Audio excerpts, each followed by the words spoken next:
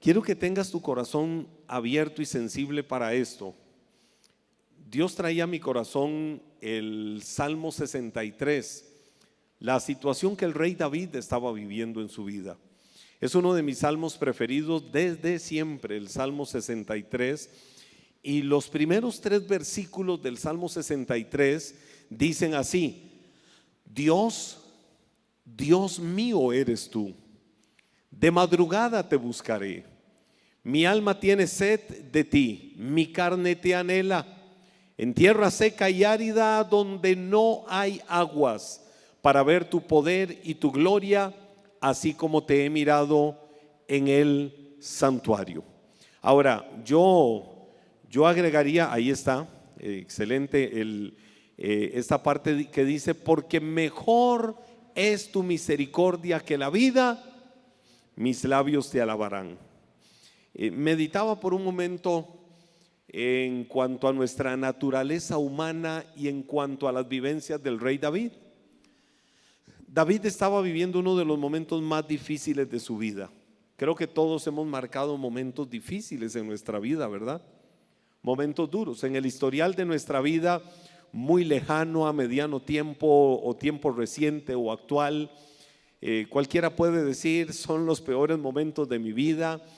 Muchos hoy lo testifican de cuando vivieron aquello y hoy están de pie y hoy están acá y pueden decir: Dios me ha sacado adelante, el Señor ha extendido su mano sobre mi vida y me ha sostenido, la diestra de su justicia ha estado conmigo y Dios ha sido fiel siempre, en todo momento. David estaba en ese momento, tiempo presente, di conmigo: tiempo presente. En ese momento, tiempo presente para él, estaba viviendo, si no el peor, uno de los peores momentos de su vida.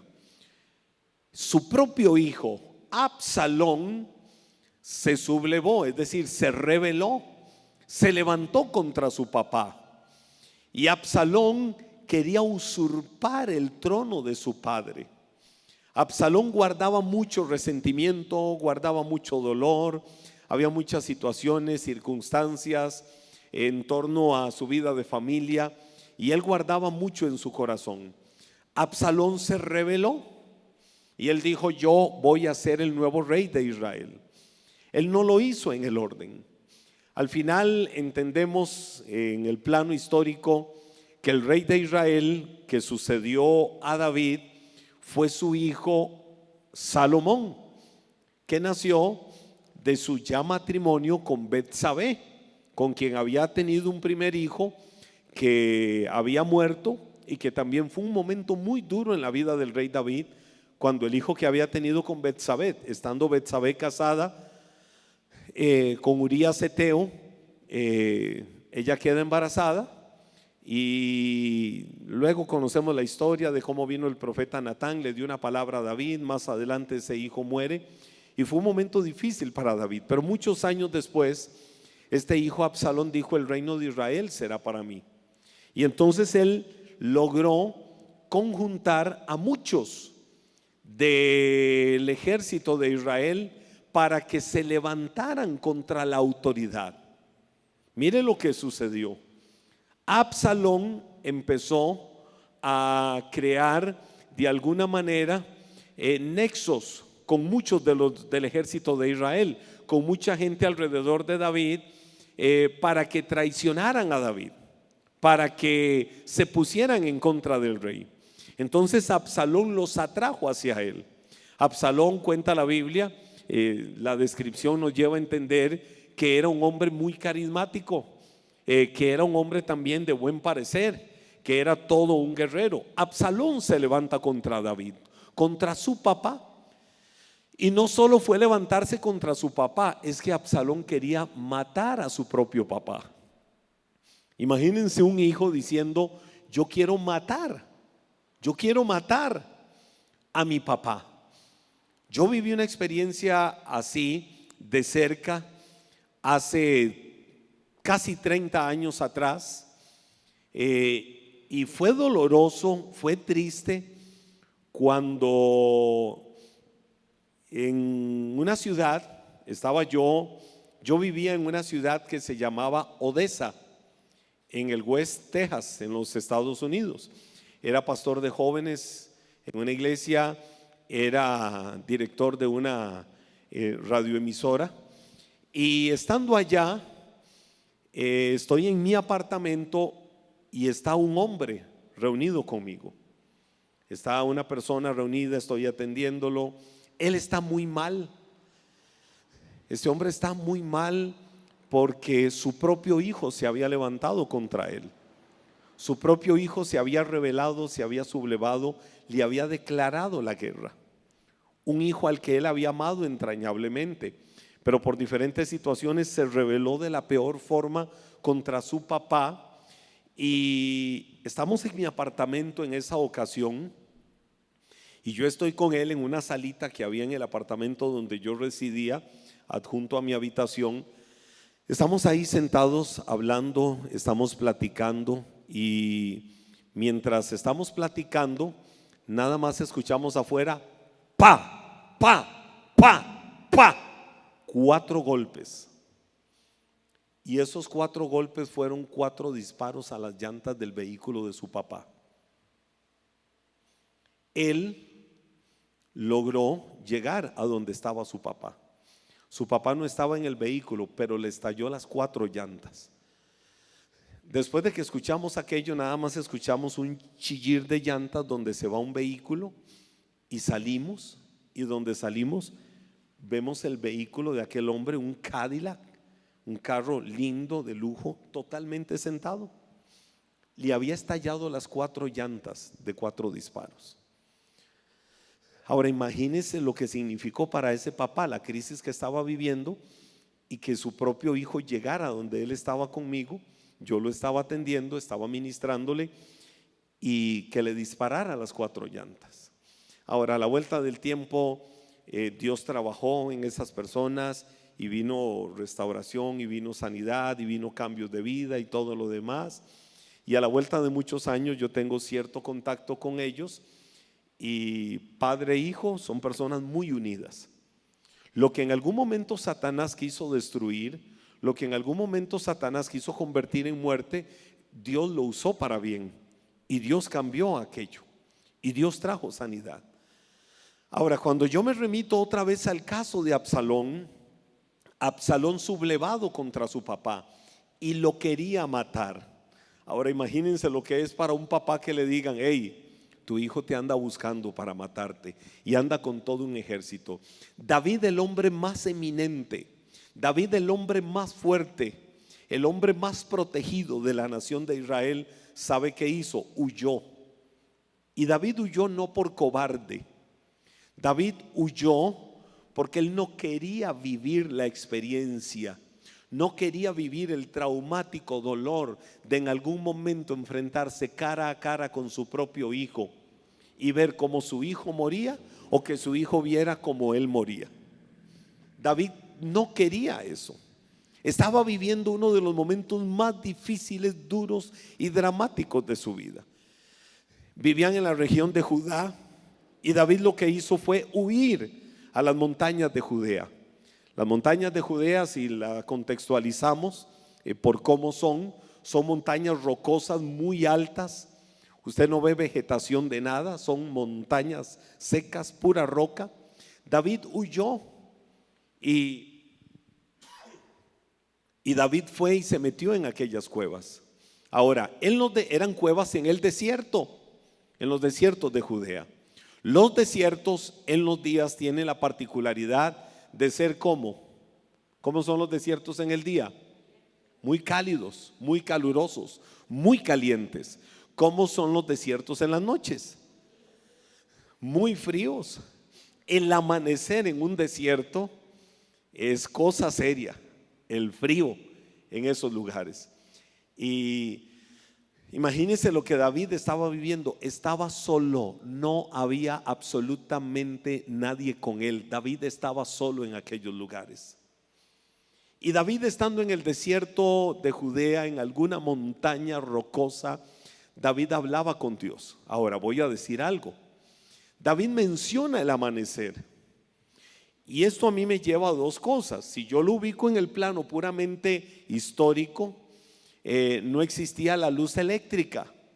Ellos necesitaban aprovechar lo máximo posible los amaneceres para maximizar su tiempo, porque en las noches era tanta la oscuridad que no podían moverse, era tanta la oscuridad que no podían movilizarse de un lado a otro o decir voy a tal lugar y ahí me reúno con la gente. Era muy difícil porque no existían las facilidades eléctricas y otras facilidades de aquellos tiempos en todos los lugares. No existía como para decir aquí estamos reunidos y nos estamos viendo. Era muy, muy, muy oscuro. Eso es entendible. Entonces aprovechaban los amaneceres.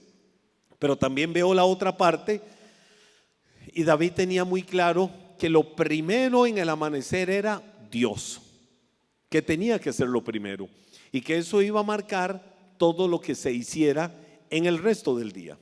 Pero ¿por qué le cuento esto? Porque esta historia de Absalón enfrentando a David, Absalón rebelado contra su papá, fue lo que llevó a David en adoración a Dios a escribir el Salmo 63. De los muchos salmos que David escribió, David escribe este salmo inspirado en ese momento duro, cruel, dramático de su vida. Sabemos cómo terminó la historia de Absalón. A Absalón nadie lo mató. ¿Qué le sucedió a Absalón? Se mató solo, se accidentó, iba con su caballo, pegó en una rama de un árbol y Absalón murió de la forma más impresionante. Ahora, Dios protegió a David, Dios protegió el reino de Israel de un corazón rebelde, de un corazón que no estaba haciendo las cosas correctamente, de una persona que actuó contra la autoridad y que actuar contra la autoridad le hizo terminar de la peor forma los jóvenes años de su vida. Absalón estaba amargado por muchas cosas. Absalón supo como una de sus hermanas, Tamar, fue violada por otro de sus hermanos, de sus medios hermanos, y cómo la violó, y eso despertó todavía más ira y más amargura, porque David no mandó matar a su otro hermano y él quiso reaccionar y tomar la justicia en sus manos. Entonces ahí David escribe el salmo en el peor momento de su vida. ¿Qué expresó David? Vuelvo al salmo otra vez. Vamos a ponerlo ahí para que ahora este contexto nos haga internalizar el espíritu en el que David dijo lo que dijo. Primero dijo Dios. En la Nueva Versión Internacional me gusta cómo empieza diciendo Dios, porque dice oh Dios, oh Dios. Es decir, David cuando dijo Dios, David está usando la palabra hebrea Elohim. Elohim, cuando dijo Dios, ahí es la palabra Elohim. Es decir, está expresando, David está diciendo desde lo más profundo de su corazón quién era la persona con la que estaba hablando. Él estaba hablando con el creador de todas las cosas. Él tenía conciencia y revelación de que lo que estaba expresando se lo estaba diciendo al ser más excelso. Y David dijo Dios. Y ahora mire la afirmación que hace: Dios. ¿Dios qué? Dios mío. Ahora, en un desierto, en una situación como la que David estaba viviendo, si tuvieras que vivirla en el presente, ¿será tan fácil poder decir Señor, te alabo? Señor, qué grande es tu misericordia. Señor, gracias por tu presencia, gracias por tu bondad. ¿Será fácil decirlo? La humanidad puede llevarte a decir, ¿sabes qué? Tenés que maldecir, tenés que quejarte. Los ataques y los dardos del enemigo te pueden llevar a decir, ¿dónde está tu Dios? Ve lo que te está pasando, ve lo que estás viviendo, ve lo que estás enfrentando. ¿Dónde está el Dios de tu vida? Le estás sirviendo, vas a la iglesia, tratas de buscar de Dios, de congregarte, de orar a Dios, de buscar su presencia, y ve lo que estás viviendo, ve lo que estás enfrentando. David no podía empezar a filosofar en ese momento. David sabía que lo menos que él tenía que hacer era empezar a filosofar y empezar a cuestionar y empezar a analizar por qué, si yo amo a Dios, sirvo a Dios, honro a Dios, adoro a Dios, etcétera, etcétera, Él me ha escogido como rey. Él dice que soy un hombre conforme a su corazón. Él me ha llamado excelente delante de Él, y todo lo que Él dice de mí, ¿por qué me abandona? ¿Por qué me sucede esto? ¿Por qué estas desgracias? No, David no se puso a analizar. David lo que hizo fue tomar una decisión por encima de sus emociones. Oh Dios, es decir, entendía a quién le estaba hablando, a la máxima autoridad, y le reafirmó una verdad y le dijo: Dios mío, eres tú. Y le dijo cuál era su decisión: de madrugada te buscaré. Mi alma tiene sed de ti, mi carne te anhela. Oiga, todos padecemos de sed, ¿verdad? En algún momento tenemos sed y queremos beber agua. Creo que todos los días bebemos agua, algunos muy poco, otros más o menos, otros muchos, aunque todos deberíamos de beber bastante agua. Todos deberíamos de nutrirnos cada día del líquido más preciado que nosotros tenemos, el agua, que es esencial, que es fundamental para la vida. Nosotros necesitamos del agua. El agua es vital. Sabemos que no podemos vivir sin agua. Y tenemos sed, inmediatamente buscamos del agua, porque la necesitamos. Hay una demanda del organismo. Ahora, si la sed es demasiado fuerte, el anhelo y la ansiedad y la desesperación a veces por buscar del agua termina siendo muchísimo mayor. Imagínese David lo que expresó en relación a eso en cuanto a Dios, que él le dijo: Dios, Dios mío eres tú, de madrugada te buscaré, mi alma tiene sed de ti. ¿Cuál fue el anhelo más grande que David le expresó a Dios? La sed que había en su alma, la necesidad de saciarse. ¿Y cómo se saciaba? Buscando de la presencia de Dios. ¿Y cómo se saciaba? Alimentándose de Dios. Luego viene y le dice: mi carne te anhela. Cuando tenemos hambre, ahí está la carne golpeándonos, ¿verdad? Lléname, lléname. Qué rica esta comida, o qué rica aquella otra comida, porque la necesitamos, porque nuestro cuerpo nos la pide.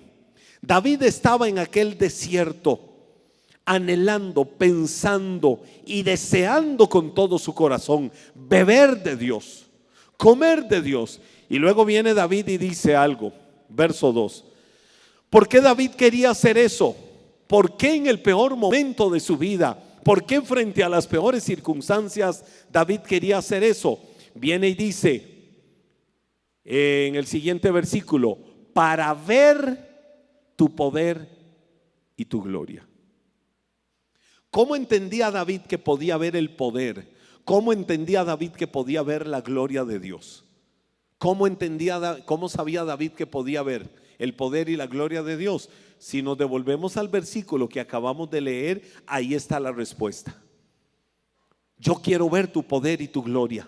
Dios, yo quiero ver tus manifestaciones. Dios, yo quiero ver tu provisión. Dios, yo quiero ver respuestas. Dios, yo quiero ver milagros. Yo quiero ver cómo tu mano está sobre mi vida extendida para guardarme, para protegerme de todo mal. Yo quiero ver cómo tu mano me sustenta y tu mano me guía. ¿Dónde está la respuesta? En el versículo anterior. ¿Verdad que todos queremos ver el poder y la gloria de Dios? ¿Verdad que sí? La respuesta, ¿dónde está? En el versículo anterior. Y aquí viene, oiga, aquí viene algo poderoso. Así como te he mirado en el santuario. Para mí esto es lo más impresionante que David dijo. Porque David dijo: Dios, Dios mío eres tú, de madrugada te buscaré, en tierra seca y árida, es decir, acá en este desierto, frío en la noche, caliente en el día, rocoso. sin esperanzas de nada. En este desierto, Dios, tú eres mi Dios. Mire lo que David está diciendo. Moisés, ¿dónde vio la gloria de Dios? ¿Dónde vio Moisés la gloria de Dios? En un desierto. Elías, ¿dónde vio la gloria de Dios? En un desierto. ¿Dónde Jesús mismo vio la gloria del Padre? En ese mismo desierto.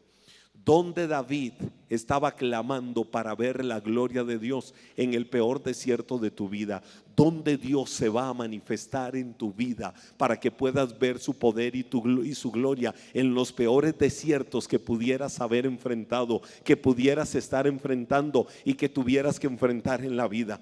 Los desiertos no son para que perezcas. Los desiertos son el aviso de que ahí el enemigo se ha levantado, pero que hay un Dios más grande y poderoso que en esos desiertos te va a hacer ver su poder y te va a hacer ver la gloria misma de Él sobre tu vida para sacarte y llevarte a algo mejor. Y eso fue lo que sucedió con David. Pero me impresiona algo. Miren, ayúdenme a armar esto. David le dijo, Dios, ¿qué le dijo? Primero Dios, es decir, ¿a quién se estaba dirigiendo? Hay una coma y después viene y dice, Dios, conciencia de quién es tu Dios, conciencia de a quién perteneces.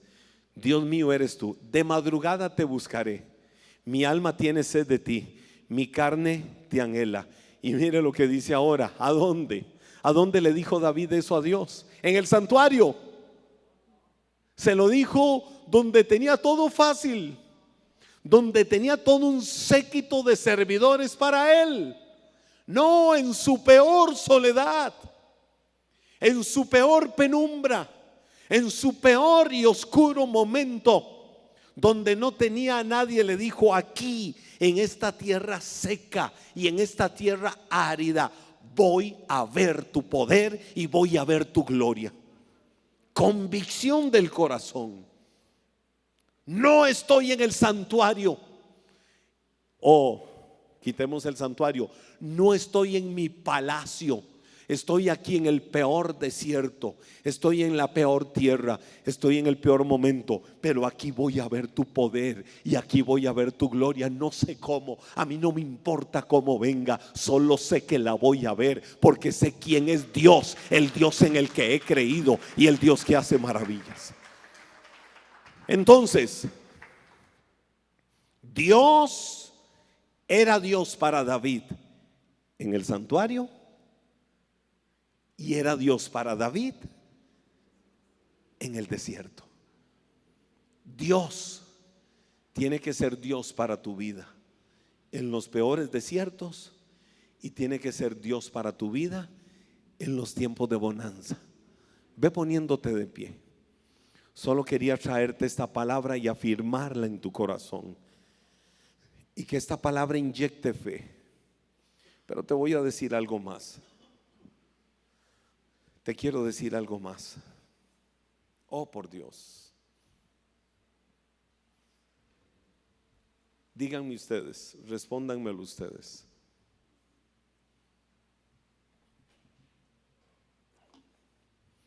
¿Quería David estar ahí? ¿Quería David estar en ese desierto? No. Pregunta, ¿a dónde quería estar David? ¿A dónde quería estar? En el santuario. ¿Dónde quería estar David? En el santuario. ¿Dónde debemos de estar los jueves y dónde debemos de estar los sábados o los domingos? ¿A dónde debemos de estar? Use la palabra que David usó. En el santuario. Hablaba con una persona ayer o antier y me decía, qué susto, ¿verdad? No, el domingo. Acá al final de la celebración fue una persona que tenía algunos años de no estar acá en la iglesia porque estaba viviendo lejos. Se regresa a Cartago y lo primero que hizo fue venir a la iglesia. Y me dice, anhelaba estar aquí. Y anhelo servirle a mi Dios. Y anhelo recuperar muchas cosas. Y algo estábamos hablando de la dificultad de estos últimos 3 años. Y me decía, fue una zarandeada. Y me decía en su forma algunas cosas. ¿Dónde está tanta gente? Y le digo, ¿sabes qué? Me enseña a mí la Biblia que lo que pasó con la pandemia fue un aviso de principio de dolores. Y yo veo a veces lo que sucede en el mundo y digo, Dios mío, vino la pandemia, fue capaz de detener el planeta.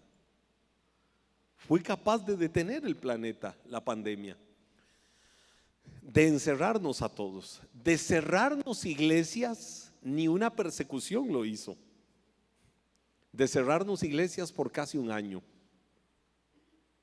Pero veo todas las secuelas que ha venido dejando la pandemia y veo cosas que se están dando en el mundo y digo, oh por Dios, la guerra Rusia-Ucrania, los conflictos Estados Unidos-China, Rusia, el terremoto tan devastador que se dio hace 2 semanas atrás en Turquía y Siria. Y decía, me asombré cuando vi la estadística actual, ya van por casi 50,000 muertos por el terremoto. Antier hubo otro terremoto en Turquía. Antier, otro terremoto en Turquía.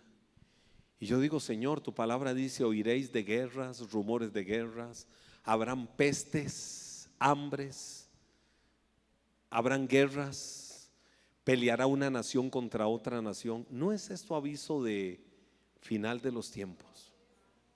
¿Y sabe qué dice la Biblia? Y la fe de muchos se enfriará. Que no sea la fe tuya.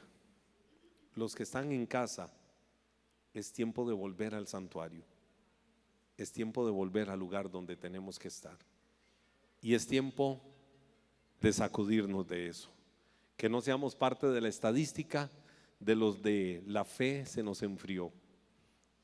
Volvámonos un David que dijo, no importa por donde pase, no importa lo que vivamos, voy a ver tu poder y tu gloria. La pandemia se nos llevó gente muy amada. A mí me quitó familia, me quitó gente de la iglesia, pero aquí estamos de pie, porque la mano del Señor ha sido fiel siempre. Que Él sea tu Dios en el desierto y sea tu Dios en el santuario.